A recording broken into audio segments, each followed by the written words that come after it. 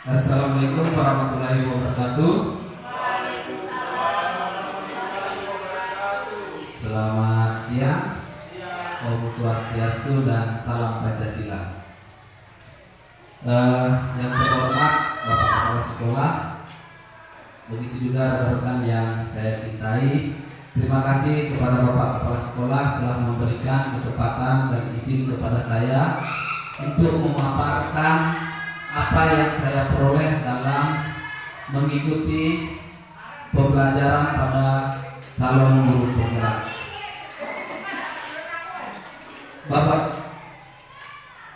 Bapak Ibu, saya Iwayan Niasa, calon guru penggerak angkatan 8 Kabupaten Donggala. Saya akan menyebarkan pemahaman tentang budaya positif yang saya dapatkan di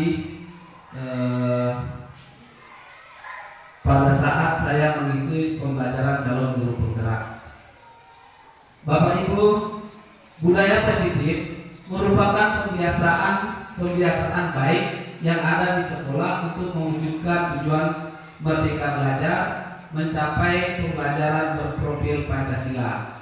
Mungkin Bapak Ibu sudah yang mana itu profil Pancasila sudah pernah belajar di BPM, ya. Ini. Lanjut, konsep inti daripada budaya positif itu yang pertama perubahan paradigma, Bapak Ibu. Kemudian disiplin positif, nilai-nilai kebajikan, kebutuhan dasar manusia, motivasi perilaku manusia, posisi kontrol guru, keyakinan kelas, dan segitiga restitusi. Nah, inilah budaya positif nanti yang kita terapkan di sekolah. Tapi semua budaya ini sebenarnya sudah ada, kita sudah miliki sebenarnya. Cuman kita akan lebih menguatkan lagi, ya. Ibaratnya kita itu seperti gunung es. Kita itu di dalam sudah punya kekuatan, tapi yang muncul itu hanya sedikit. Nah, kita lanjut. Kita bahas satu-satu, Bapak Ibu. Perubahan paradigma belajar. Pembelajaran dengan paradigma baru merupakan pembelajaran yang dirancang berdasarkan prinsip pembelajaran berdiferensiasi, sehingga para murid belajar dengan kebutuhannya berdasarkan tahap perkembangan sesuai teori psikologi modern untuk mewujudkan profil Pancasila. Bapak Ibu, ada kata diferensiasi. Nah, sekarang belajar merdeka itu ini yang kita akan perdalam. Belajar berdiferensiasi di mana kita tahu kebutuhan siswa kita. Gitu.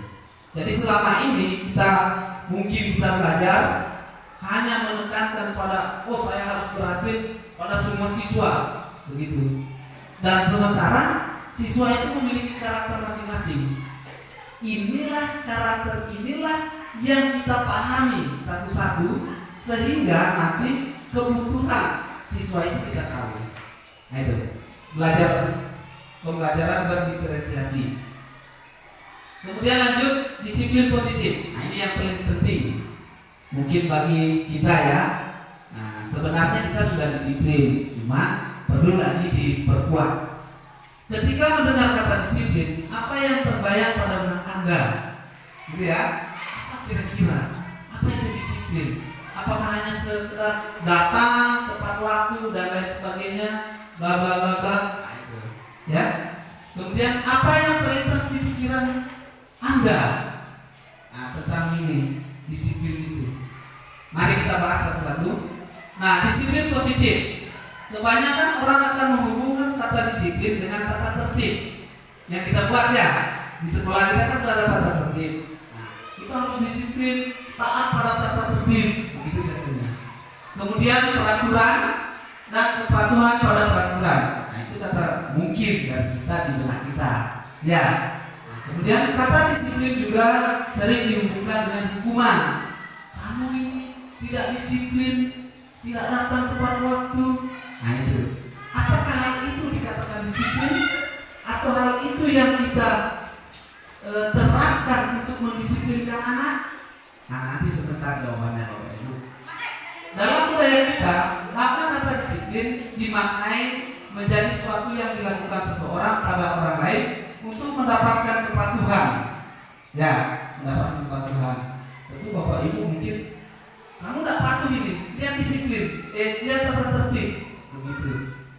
Nah, kita cenderung menghubungkan kata disiplin dengan ketidaknyamanan. Nah, ini nanti kalau kita prosesnya nanti mendisiplinkan siswa berdasarkan hukuman yang muncul nanti ketidaknyamanan. Apa yang kita lakukan? Baik. Disiplin positif menurut Brianne Grossen dalam bukunya Restricted School Discipline 2021 menyatakan bahwa arti asli dari kata disiplin ini juga berkonotasi dengan disiplin diri. Nah, itu disiplin diri kita. Disiplin diri dapat membuat seseorang mengalami potensinya menuju kepada sebuah tujuan, sesuatu yang dihargai dan bermakna. Nah itu. Tadi kalau kita menerapkan disiplin itu dengan hukuman, kitanya nanti di sini kita tidak bakalan dihargai. Kecenderungan anak-anak itu memiliki dendam. Nah itu. Lanjut. Dengan kata lain, disiplin diri juga mempelajari bagaimana cara kita mengontrol diri. Nah itu, disiplin itu mengontrol diri kita dan bagaimana kita menguasai diri kita untuk memilih tindakan yang mengacu pada nilai-nilai yang kita hargai. Berarti nanti untuk mendisiplinkan diri kita harus buat kesepakatan dulu. Nah, bagaimana kita menghargai kesepakatan tadi sehingga kita nanti mendapat penghargaan juga, begitu. Lanjut, sebagai pendidik tujuan kita adalah menciptakan anak-anak yang memiliki disiplin diri sehingga mereka bisa berperilaku dengan mengacu pada nilai-nilai kebajikan universal dan memiliki motivasi intrinsik bukan ekstrinsik. Jadi dia melakukan suatu disiplin tanpa iming-iming, tanpa hukuman. Dia sadar sendiri. Itu maksudnya Bapak Ibu. Maksud daripada motivasi intrinsik, kebajikan atau disiplin yang dia lakukan secara intrinsik. Nah itu. Jangan ekstrinsik. Ekstrinsik itu di luar, ada karena takut, kemudian karena ada ribut, penghargaan, itu, ya. Kemudian lanjut, nah nilai-nilai kebajikan. Nilai-nilai kebajikan ini yang kita tuangkan nanti itu berdasarkan profil Pancasila. Karena kedepannya kita menerapkan pelajar profil Pancasila, di mana nilai-nilai kebajikan yang kita butuhkan itu adalah berkebinekaan global, kemudian bergotong royong, kreatif, bernalar kritis, mandiri, beriman, bertakwa kepada Tuhan Yang Maha Esa dan berakhlak mulia. Inilah nilai-nilai kebajikan yang ingin kita tumbuhkan di lingkungan kita, di sekolah kita. Itu Bapak Ibu. Nah, kebutuhan selain itu kita harus mengetahui kebutuhan juga, kebutuhan dasar manusia. Ya, ketika seorang murid melakukan suatu perbuatan yang bertentangan dengan nilai-nilai kebajikan atau melanggar peraturan, hal itu sebenarnya dikarenakan mereka gagal memenuhi kebutuhan dasar mereka. Nah ini, yang mana kebutuhan dasar itu? Nah ini, kebutuhan dasar manusia adalah kekuasaan, power, kemudian kebebasan, kesenangan, kasih sayang dan rasa diterima, kemudian bertahan hidup. Ini kebutuhan manusia. Ini kebutuhan siswa juga yang harus kita pahami. Dan jangan siswa saja, kita pun harus paham dengan kebutuhan ini. Bapak Ibu mungkin ingin berkuasa, butuh kekuasaan, ya kan? Saya juga butuh kebebasan, saya juga butuh kesenangan, saya juga butuh kasih sayang dan rasa diterima. Saya juga butuh bertahan hidup. Semua. Nah, jiwa kebutuhan inilah yang harus kita pahami pada siswa kita. sehingga nanti kita gampang mendisiplinkan siswa kita. Nah, motivasi perilaku manusia menurut Gene Gosen dalam buku Restruksi School Disiplin menyatakan ada 3 motivasi perilaku manusia. Ya, motivasi kita itu ada 3. Yang pertama, untuk menghindari ketidaknyamanan atau hukuman. Seperti tadi, saya cepat lulus sekolah supaya saya tak dihukum nanti. Nah itu, karena adanya menghindari ketidaknyamanan. Kalau dihukum kan tak nyaman. Nah gitu. Kemudian untuk mendapatkan imbalan atau penghargaan dari orang lain.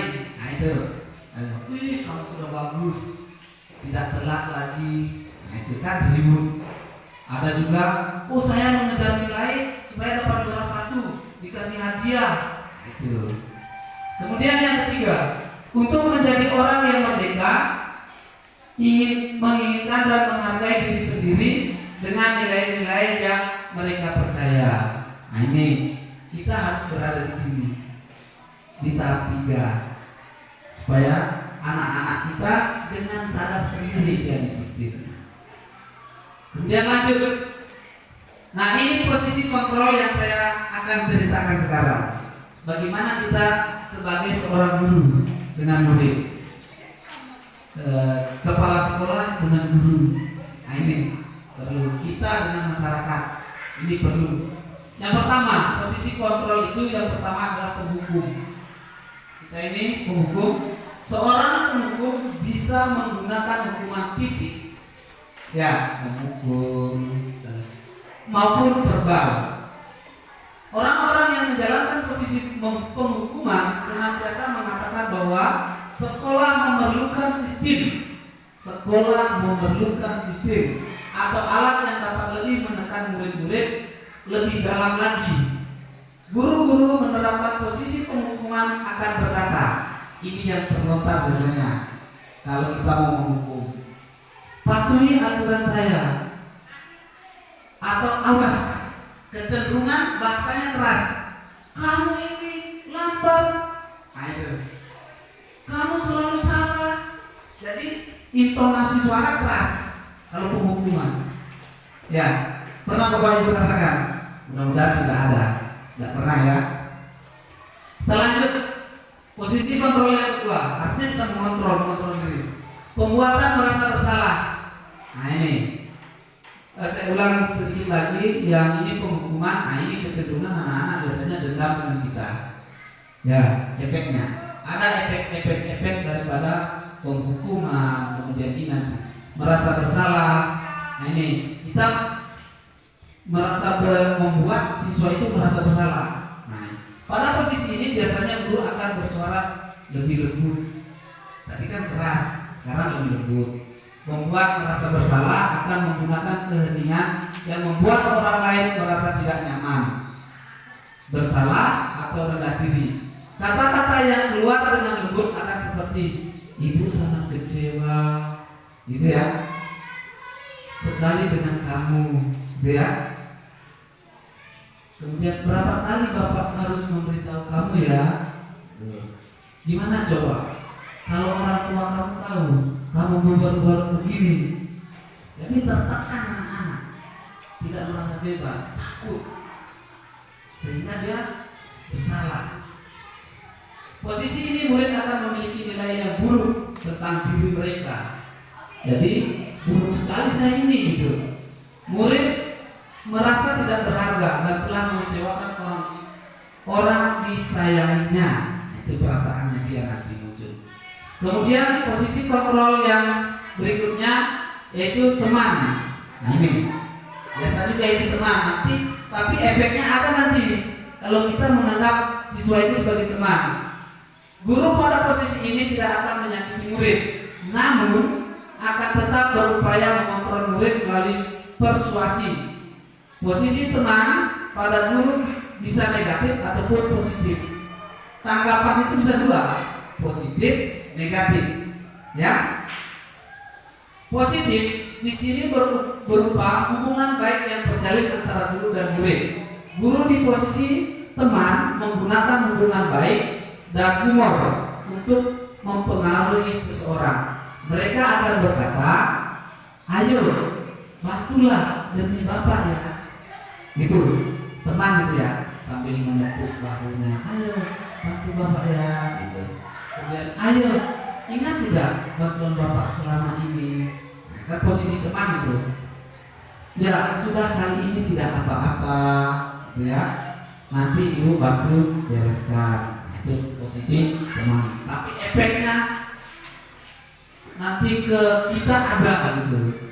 Murid mungkin merasa berbangga, selalu diperhatikan, jadi dia seenaknya bicara gitu dengan kita. Nah itu nanti efeknya.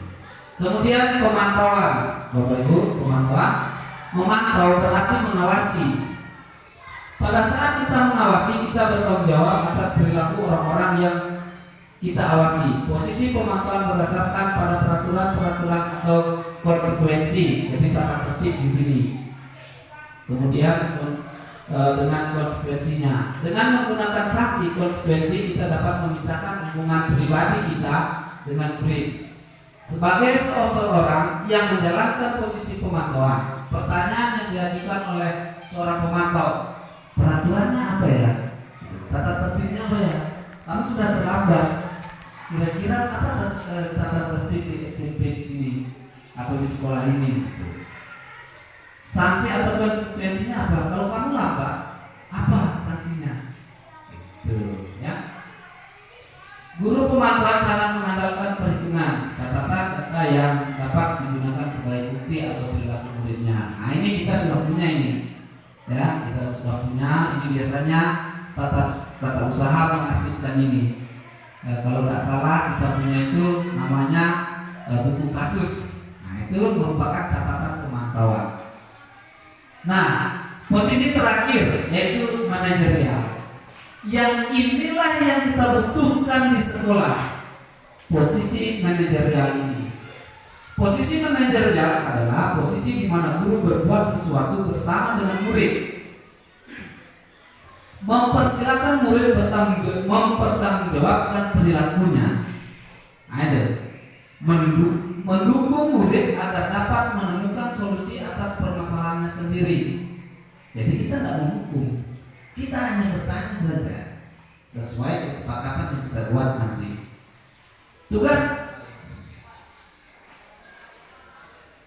Tugas seorang manajer bukan untuk mengatur perilaku seseorang. Kita membimbing murid untuk dapat mengatur dirinya.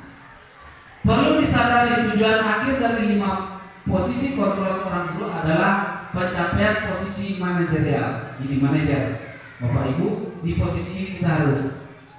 Di mana di posisi inilah murid dapat menjadi pribadi yang mandiri.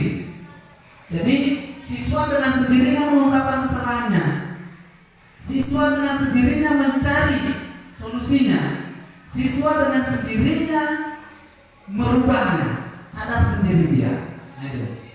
Sehingga dia akan merdeka, bertanggung jawab atas segala perilaku dan sikapnya, dan pada akhirnya dapat menciptakan lingkungan yang positif, nyaman dan aman. Jadi dia keluar dari, habis kita proses, dia keluar diterima di lingkungan karena dia sudah sadar. Seperti berkelahi begitu kan, begitu selesai kita proses, nanti ada bagaimana caranya pada posisi manajerial. Nah, sebelum masuk ke situ, kita buat dulu ada namanya keyakinan kelas. Kebetulan ini tahun ajaran baru, jadi kita masuk pada keyakinan kelas. Di kelas itu biasanya Bapak Ibu guru harus membuat keyakinan kelas. Sini, keyakinan kelas adalah nilai-nilai kebajikan universal yang disepakati secara tersirat dan tersurat, lepas dari latar belakang suku, negara, bahasa maupun agama. Contohnya, dalam kelas kita harus menggunakan bahasa Indonesia, gitu. Tapi kalimatnya kalimat positif.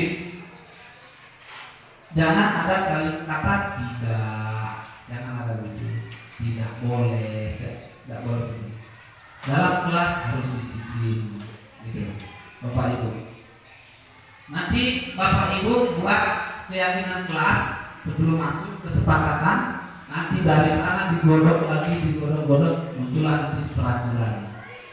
Lanjut. Nah, bagaimana caranya mengatasi siswa yang bermasalah supaya kita dihargai dan anak-anak bisa merdeka?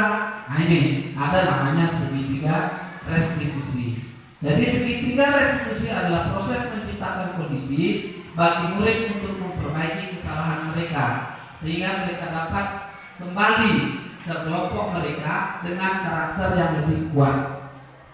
Apa yang bagaimana itu segitiga restitusi? Nah, ini kecil Bapak Ibu saya tampilkan. Nah, ini segitiga restitusi. Yang pertama kita harus menstabilkan identitas. Kita stabilkan dulu anak-anak. Anak-anak kan emosi biasanya. Batak saya dipanggil, marah-marah. Sudah kan? Nah, kita stabilkan dulu. Apa penstabilan di sini? Setiap orang pasti pernah melakukan kesalahan. Ya, nah itu. Ya, bapak maklum atau ibu maklum. Siapapun bisa melakukan kesalahan. Nah itu. Jadi turun dia punya emosi. Jadi stabil dia. Kalau sudah stabil, enak kita. Nah ini, kamu bukan satu-satunya yang pernah melakukan hal ini. Dengan segitiga restitusi ini, maka pemaparan dari penyebaran pemahaman budaya positif saya akhiri. Saya ucapkan banyak terima kasih Bapak Ibu guru telah mendukung saya dalam membuat hasil nyata ini. Saya begitu juga dengan Bapak Kepala Sekolah. Terima kasih banyak telah meluangkan waktunya dan memberikan izin. Saya akhiri. Wabillahi taufiq wal hidayah. Wassalamualaikum warahmatullahi wabarakatuh.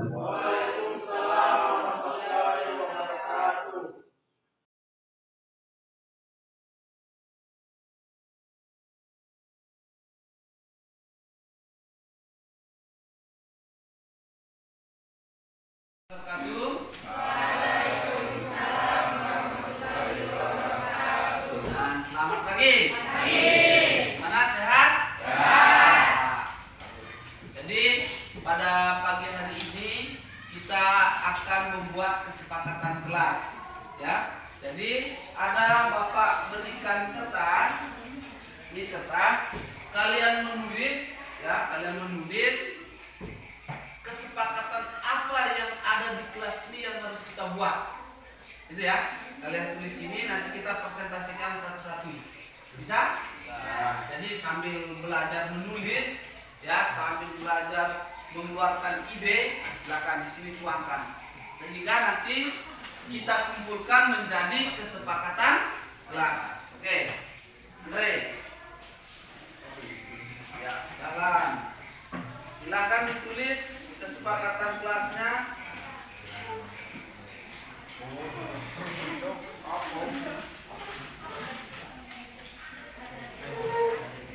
Iya, mulai kita semua. Ya, apa kesempatan kelas? Cepat. Ya, ide kalian sendiri. Jangan idenya bapak. Ide kalian. Lepas masker. Oke. Lepas masker. Tes tulis.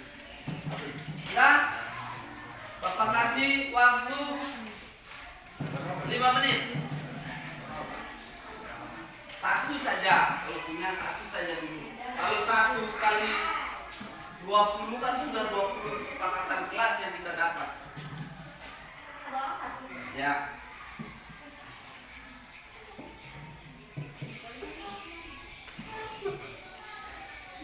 Ada yang sudah?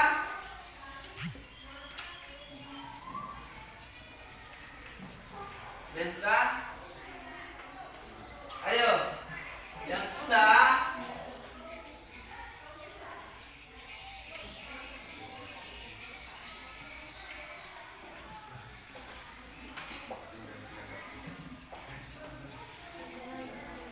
silakan. Ada yang sudah? Maju. Tuh.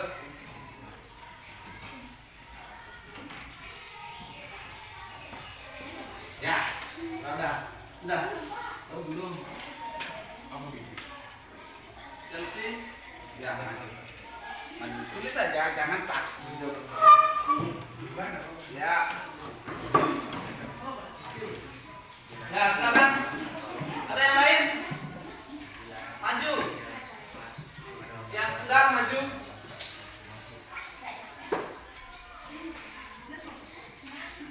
Ya, kalau nggak nyampe di sini. Silakan. Roda.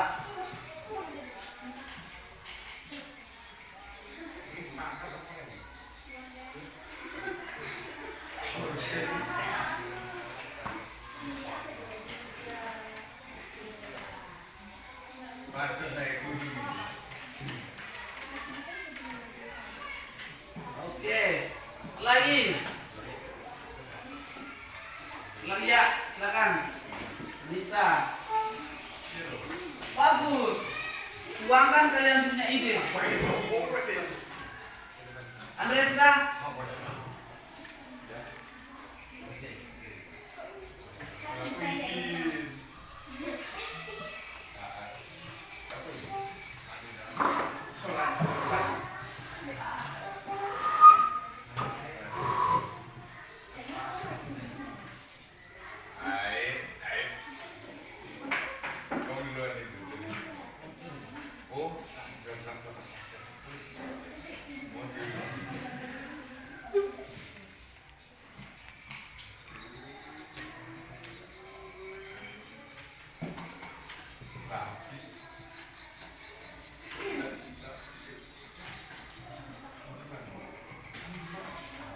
Ya, lagi? Oh, gitu saja.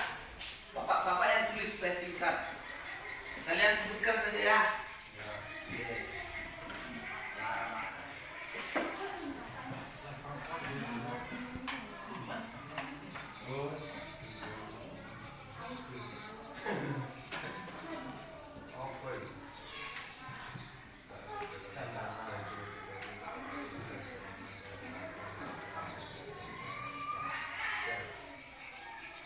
Oke. Andre, sebutkan. Dilarang makan di dalam kelas. Dilarang makan dalam kelas. Terus yang keempat, iya, menjaga fasilitas kelas. Ya, jangan ada denda ya kalau membuat kesepakatan, supaya istilahnya kita kalau membuat kesepakatan itu kita laksanakan dengan sadar sendiri tanpa ada ribut atau denda, tidak ada rasa takut, begitu ya. Ada lagi? Silakan. Melaksanakan tiket tepat waktu. Iya, melaksanakan tiket tepat waktu. Lain? Lagi? Tujuan? Apa? Mengikuti setiap kegiatan kelas. Mengikuti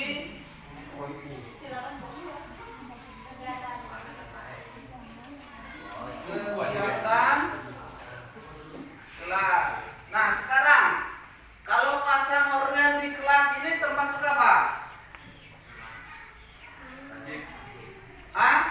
Apakah disiplin atau keamanan atau gotong royong atau kerapian atau kebersihan? Apa?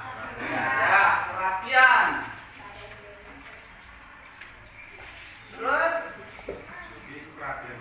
saat di dalam kelas baju wajib disiplin. Kemudian dilarang makan dalam kelas disiplin. Kemudian menjaga fasilitas apa? Iya, bagus. Keamanan.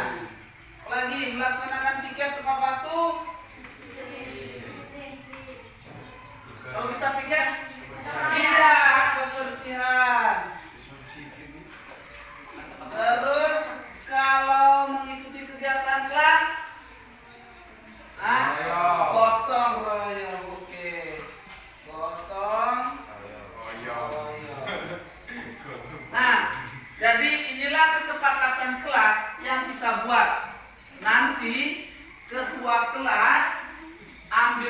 handphone, kalian tulis di karton, tempel. Ingat, kesepakatan kelas yang kita buat tidak ada ribut, tidak ada paksaan, harus tumbuh dalam diri kita. Karena kita yang buat, harus kita yang melaksanakan dengan sadar sendiri. Paham itu? Mengerti? Nah, itu aja kesepakatan kelas yang bisa kita buat pada